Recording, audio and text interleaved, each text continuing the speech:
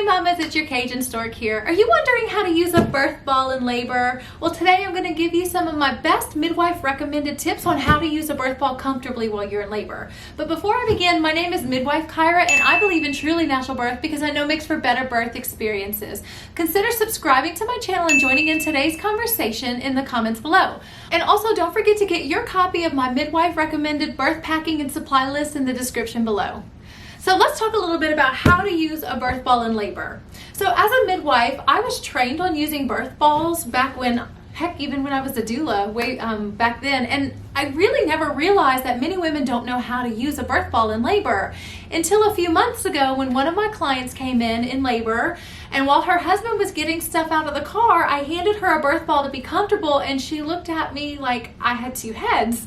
And I thought, not really something I thought about for the average pregnant woman. So today I'm going to show you a couple of easy to use tips on how to use a birth ball. First of all, as you can see, I'm sitting on the birth ball, but I'm not pregnant. And so it's easy for me to support my body and kind of stay comfortable on the birth ball. When women are pregnant, or especially when they're in labor, it's really important to have a support person somewhere near you while you're using the birth ball, because with the extra shift in gravity, it's really easy to fall off. So be sure that when you're testing out these tips while you're pregnant, until you're used to how to use it, you have someone nearby. So birth balls actually come in many different sizes, and before you begin, you want to make sure that you're finding a birth ball that's the right size for you. I'm actually 5'9", and so this smaller birth ball is not the right size for me. So you really don't want your knees to be above your hips. You really want your knees to be preferably even with your hips when your ankle is flat. So again, you don't want your ankle up like this. That means that birth ball's too big. You want your ankle to be down and 90 degrees with the floor. So you can see that this birth ball is definitely too small for me. You would want something where I'm fitting more like this. So in the description below, I'm actually going to put your height in relation to the birth ball size that you probably prefer, keeping in mind that you always want to buy larger if you're on the brink and not a smaller one, because it's much easier for you to use it that way. So of course, like I said, the first thing we want to do is make sure that we're sitting up straight with our back straight up while we're sitting on the birth ball.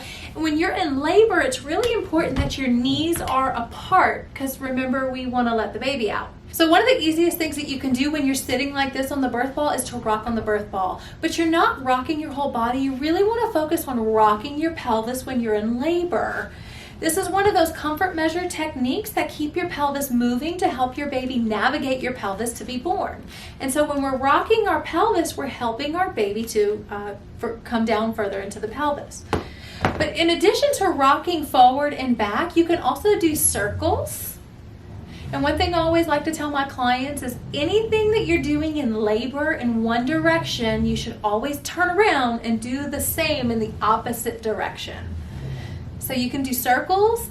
And then lately I've been working on my moms to help them distract their brain. You can help them to do figure eights. Now, I'm not going to do it because I'm not good at that, but it's something that can be really useful when you're pregnant. Some women love the birth ball when they're in labor, but some women cannot tolerate sitting on it at all. So if you happen to be one of those women who just cannot tolerate at all sitting on the ball when you're in labor, there's still other ways that you can use the birth ball.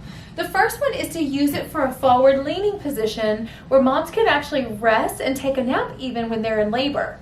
Now at the birth house, when I have moms using the birth ball to kind of nap on, I will put pillows on both sides of the birth ball to give them extra support. And again, it's really important that mom's birth partner's nearby, because as you can imagine, if she's sleeping, she could actually fall off the ball.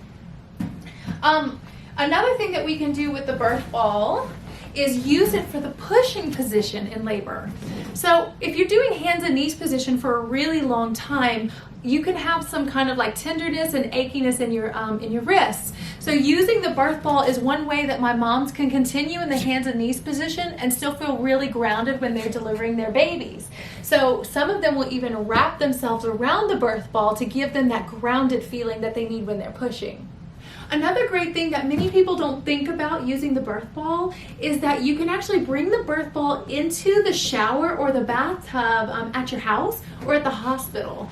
And so if you love laboring in the shower, you can sit on the birth ball in the shower, and it's a safe place that you can sit, unlike that like hard ceramic bottom of the tub. And so don't be afraid to bring this birth ball in places that you wouldn't have otherwise thought about. So in addition to these really awesome circle balls, you can also make use of a peanut ball in labor. Peanut balls are exactly in the shape of a peanut, and they have been shown to help you have a shorter and faster labor by keeping your pelvis open. So peanut balls are really, really useful if you're planning to use an epidural for your labor, but for those mamas who are planning a natural birth, we can still use a peanut ball here at the birth house. Now again, peanut balls come in 2 different sizes, and you can see those sizes in the links below, so you can kind of compare and figure out which one's right for you. Again, I'm 5'9", and so a larger peanut ball would definitely be a better choice for me. But you can see that you can choose a smaller one here if you're a little bit shorter than I am. I can honestly do an entire video on how to use a peanut ball, but let me just give you kind of the basics on how to use it instead of a circle ball. So peanut balls can be used in multiple ways during your labor, but one of the easiest ways is to simply slide the peanut ball either between your ankles or between your knees to kind of keep your pelvis open. A lot of times in labor, I'll do this to my moms who want to nap in the bed. And you can just simply lay on your left side, and now my pelvis is nice and open, and my labor can progress even though I'm taking a nap. Which is why they're so useful when you're having an epidural at the hospital. So every 30 minutes or so, your nurse is gonna come in and flip you from side to side, and having this peanut ball between your legs can help keep that pelvis open during that time. I have actually seen the peanut balls help moms transition very quickly, which is really awesome and also really, really intense.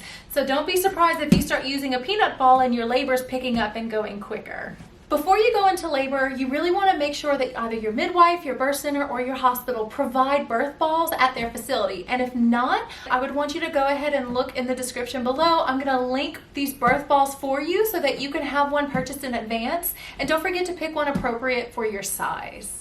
If you're interested in learning a little bit more about how to use birth balls or other tools that you can use to make your labor easier and more comfortable, I actually created a 3-part series about comfort measures, and I'm going to link that right here on the screen. I'll see you over there. Thanks for watching this Midwife Monday. Bye-bye.